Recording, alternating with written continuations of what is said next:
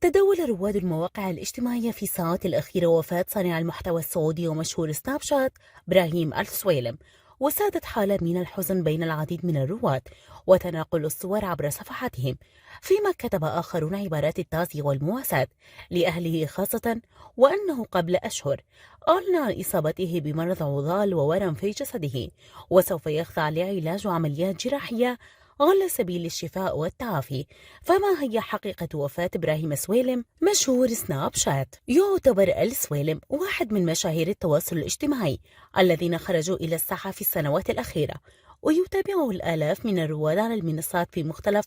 أقطار السعودية والخليج والوطن العربي كافة. ويتسم المحتوى الذي يقدمه السويلم بأنه ترفيهي اجتماعي من الدرجة الأولى، يرجو منه تحقيق مستوى تفاعلي بينه وبين الشباب في مجتمعه للتنظير على القضايا التي تعالج الواقع وتهمهم ويعانون منها. وقد نجح باستقطاب الملايين على قنواته الاجتماعية المختلفة على سناب شات وتويتر وفيسبوك وتيك توك. وأدى المحتوى الترفيهي والاجتماعي الذي يقدمه إبراهيم السويلم إلى بحث الكثير من الرواد على المواقع الاجتماعية في السعودية والخليج العربي عن الحسابات الرسمية الخاصة به على مختلف الشبكات، ويمكن الوصول إليها من خلال فتح تطبيق سناب شات والتوجه إلى قائمة البحث وكتابة اسمه في خانة البحث ليقوم التطبيق بفرز النتائج الخاصة بعملية البحث وتأكيد أن الحساب الرسمي من خلال توثيقه بالعلامة الزرقاء، فإن كان كذلك فعمل على متابعته والتفاعل مع ما يتم نشره من صور ومقاطع فيديو ومنشورات نصية.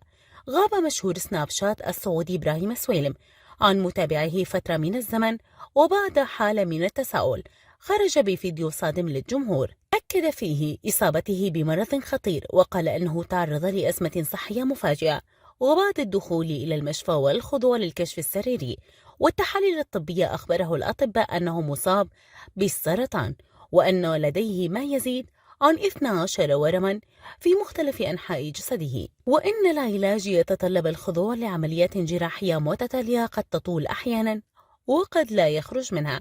وبعد تداول خبر إصابة مشهور سناب شات إبراهيم مرض السرطان وحاجته للعلاج الطويل سواء بالعمليات الجراحية لاستئصال الأورام أو حتى بالعلاج الكيماوي، ذاع خبر وفاته على المنصات الاجتماعية، وعجت الصفحات الاجتماعية بعبارات الحزن والدعاء لإبراهيم السويلم بأن يجعل الله مأواه الجنة وأن يجزيه خير جزاء على صبره على المرض. وتداول رواد آخرون صورا من حسابات سناب السويلم، وبدأوا أيضا بتحليل وقتها للتأكد من خبر الوفاة أو حتى نفيه، ولكن لم يصدر حتى الآن تبليغ رسمي من عائلته، ما يشير إلى أن الأمر لا يعد أكثر من شائعة يراد بها ركوب ترند وتحقيق أعلى مشاهدات للصفحات المروجة لخبر وفاة إبراهيم السويلم.